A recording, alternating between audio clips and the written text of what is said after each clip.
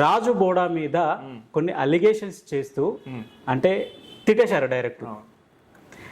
రాజు బోడా 1,36,00,000 తీసుకొని హిందూ మతం మీద కొన్ని అలిగేషన్ చేస్తుందని చెప్పేసి అన్నారు. ఇది ఎంతవరకు వాస్తవం? అంటే రాజు బోడా 1,36,00,000 నిజంగా తీసుకున్నాడా? 100% తీసుకున్నాడు.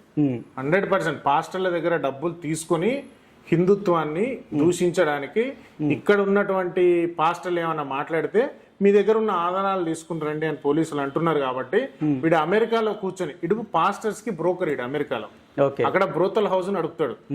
ఇండియా నుంచి అక్కడికి వెళ్ళినటువంటి పాస్టర్లు అందరికీ వీడే అమ్మాయిని సప్లై చేస్తాడు. సో వీడితోని అక్కడ నుంచి పాస్టర్స్ మాట్లాడించారు. అంటే ఈ ప్రూఫ్స్ అన్ని మీ దగ్గర 100%. అంటే ఇప్పుడు బ్రోతల్ అంటున్నారు కదా, అంటే వ్యభిచారపు కొంప నడుపుతాడు క్లియర్ గా. ఆడ పిల్లలు వీడిద్దరు కలిపి నడుపుతారు. మళ్ళీ వాళ్ళ మిసెస్ సైడ్ ఉంది కదా కాంట్రవర్షియల్. ఫ్యామిలీ వాళ్ళిద్దరు కలిసి చేసే బిజినెస్ అది. మనం ఒక పర్సన్ గురించి మాట్లాడుతున్నప్పుడు వాళ్ళ ఫ్యామిలీ ఎంట్రీ ఫ్యామిలీ కదబ్బా, వాళ్ళ ఫ్యామిలీ బిజినెస్ అది. ఫ్యామిలీ బిజినెస్ అది. ఓకే అన్న, మీరు ఇట్లా అంటున్నారు. ఏదైతే ప్రవీణ్ పగడాల హత్య ఏదైతుందో అది రాజకీయ హత్య అంటున్నారు కొంతమంది, యాక్సిడెంట్ అన్నారు, డ్రంక్ అండ్ యాక్సిడెంట్ అంటున్నారు. కానీ ప్రవీణ్ పగడాల హత్య అనేది రాజకీయంగా ఆయనకు సుపారీ ఇచ్చి హత్య చేపించారని చెప్పేసి అంటున్నారు. ఇది ఎంతవరకు వాస్తవం? ఎట్లా అసలు దానికి ఏ విధమైనటువంటి ఎవిడెన్స్ ఉంది? ఒక్క ప్రూఫ్ ఏమన్నా చూపించగలరా ఒక్కరన్నా సరే? పబ్లిక్ డొమైన్ లో అందరు డిస్కషన్ చేసుకుంటున్నారు కదా. డిస్కషన్ అనేది 100 చేసుకోవచ్చు, 100 టైప్స్ ఆఫ్ డిస్కషన్ చేసుకోవచ్చు. ప్రవీణ్ పగడాలది హత్య అనడానికి పోలీసు వాళ్ళు 300 CCTV ఫుటేజ్లు గమనించారు.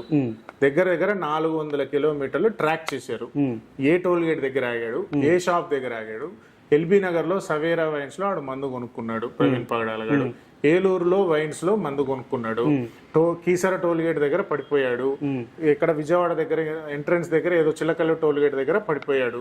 కోదాడ దగ్గర ఒకసారి పడిపోయాడు, అక్కడ చనిపోయాడు. ఇన్ని డీటెయిల్స్ పోలీస్ వాళ్ళు CCTV ఫుటేజ్ మీడియా వాళ్ళు చూపించిన తర్వాత హత్య అని చెప్పడానికి మీ దగ్గర కేవలం ఒక్క ఆధారమైన ఉండాలి కదా ఎవరి దగ్గరనైనా. అంటే వాళ్ళు ఇన్వెస్టిగేషన్ లో, అంటే వాళ్ళు చేసిన ఇన్వెస్టిగేషన్ లో, వాళ్ళ తరపున లాయర్లు చేసిన ఇన్వెస్టిగేషన్ లో ఒకటి హెల్మెట్ మీద లోగో లేదు, హ్యాండ్స్ కి ఎలాస్టిక్ లేదు, ఇంకోటి ఏంటంటే ఆయన ఐబ్రోస్ కరువులో లేవు, ఆయన స్లాట్ లో పైకి ఉన్నాయని చెప్పేసి అంటున్నారు. అంటే వీళ్ళంతా మెంటల్లీ హ్యాండిక్యాప్డ్ పర్సన్స్ వీళ్ళంతా ఎవరైతే ఇట్లాంటి మాటలు మాట్లాడుతున్నారు. ఎందుకంటే హెల్మెట్ లోగో లేవు, గీగో అన్నీ ఉన్నాయి. వాళ్ళు తప్పు ఇమేజెస్ చూపించి వాళ్ళే ఆర్టిఫిషియల్ ఇంటెలిజెన్స్ ఇమేజెస్ చూపించి క్రియేట్ చేస్తున్నారు. అసలు పర్సన్ అయినా కాదంటున్నారు కదా. మరి కాకపోతే వదిలేయండి, చచ్చిపోయింది కూడా ఆడు కాదు. ఇక మరి ఆడు కాదన్నప్పుడు ఇప్పుడు ఆయన కాదు అన్నప్పుడు మరి ఎందుకు దీన్ని రాజకీయంగా గొడవ చేస్తున్నారు? చచ్చిపోయింది కూడా ప్రవీణ్ పగడాల కాదు, ఆడు ఎవడో డూపే చచ్చిపోయాడు. ప్రవీణ్ పగడాల అమెరికాలో. ప్రవీణ్ పగడాల చనిపోయినాడు ప్రవీణ్ పగడాల కాకపోతే ప్రవీణ్ పగడాల వాళ్ళ ఫ్యామిలీని పిలుచుకొని అక్కడున్న SP ఎందుకు పర్సనల్ గా పోస్ట్ మార్టం రిపోర్ట్ వచ్చింది కదా. ఇప్పుడు వాళ్ళ ఫ్యామిలీ ఏమైనా డౌట్స్ రేస్ చేసిందా? అంటే థ్రెట్ ఉంది మాకు, మేము మాట్లాడడానికి మాకు ఏం లేదంటున్నారు కదా. ఇక్కడ వాళ్ళు ఒక్క స్టేట్మెంట్ ఇవ్వలేదు, వాళ్ళు అసలు ఇవ్వలేదు ఆ మాట. వాళ్ళు ఇవ్వడానికి ఛాన్స్ లేదంటున్నారు కదా అన్న. ఎవరన్నారన్నా? వాళ్ళు ఇవ్వలేదు, రిటర్న్ ఇవ్వాలి లేకపోతే ఓవరాల్ గా ఇవ్వాలి. 2 రకాల స్టేట్మెంట్స్ ఇవ్వాలి. పోనీ ఇక్కడ అలా ఇవ్వడానికి సెక్యూరిటీ ఇష్యూస్ ఉన్నాయి కదా. ఆమె అమెరికా నుంచి వచ్చింది ఆయన చనిపోయినప్పుడు, వాళ్ళ వైఫ్ పిల్లలు అమెరికా నుంచి వచ్చారు. 15 రోజులు 20 రోజులు కార్యక్రమాలు అన్నీ అయిపోయినాయి కదా. వీళ్ళు అమెరికాకి వెళ్ళైనా ఇవ్వచ్చు కదా స్టేట్మెంట్. ఓకే, వీళ్ళు అమెరికాకి వెళ్ళిపోయి ఇక్కడ ఏదైనా థ్రెట్ ఉంది అనుకుంటే అక్కడికి వెళ్ళిపోయి కూడా స్టేట్మెంట్ ఇవ్వచ్చు. వాళ్ళ ఫ్యామిలీ తరపు నుంచి ఏ విధమైనటువంటి అనుమానం లేదు. వాళ్ళ ఆయన తాగుతాడని వాళ్ళ భార్యకు తెలుసు, వాళ్ళ నాన్న తాగుతాడని వాళ్ళ పిల్లలకు తెలుసు. అతని తాగే అలవాటు ఉంది. కానీ ఆ రోజు అధికంగా తాగడం వల్ల డ్రైవింగ్ చేయలేక డీహైడ్రేట్స్ ని చనిపోయాడు.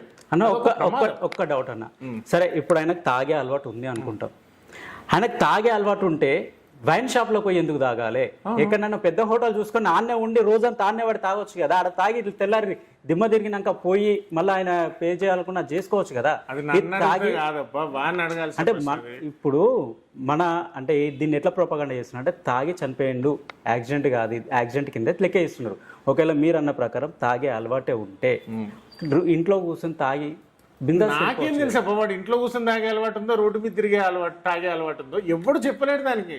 అతని అలవాటు రోడ్డు మీద తిరిగే అలవాటేమో, రోడ్డు మీదనే తాగుబోతులాగా తిరిగే అలవాటే అతనికి ఉందేమో.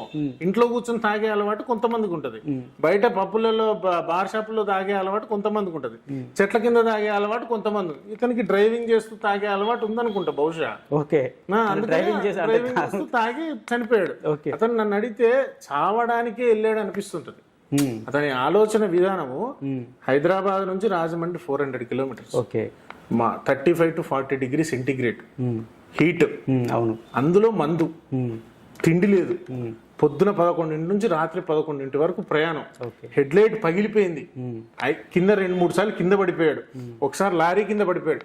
ఇన్ని ప్రమాదాలు జరిగినా ఇంకా ముందుకు వెళ్తున్నాడంటే అతనికే చనిపోవాలనే ఉద్దేశంతో వాళ్ళ ఇంట్లో ఫ్యామిలీ ఇష్యూస్ వల్లనో, ఫైనాన్షియల్ ఇష్యూస్ వల్లనో, girl friend issues, second setup issues వల్లనో అతనికి చచ్చిపోవాలనే కోరికతోనే అతను పోయి చచ్చిపోయాడు అనేది నా గాఢమైన అభిప్రాయం. మొత్తానికి అయితే చనిపోయాడు అంటే ఆయనతోనే చనిపోయాడు, ఆయనంతటా ఆయన ఆత్మహత్య చేసుకున్నాడు. ఆత్మహత్య ఆత్మహత్య, అది హత్య కాదు, ప్రమాదము కాదు, నన్ను అడుగుతుంది ఆత్మహత్య.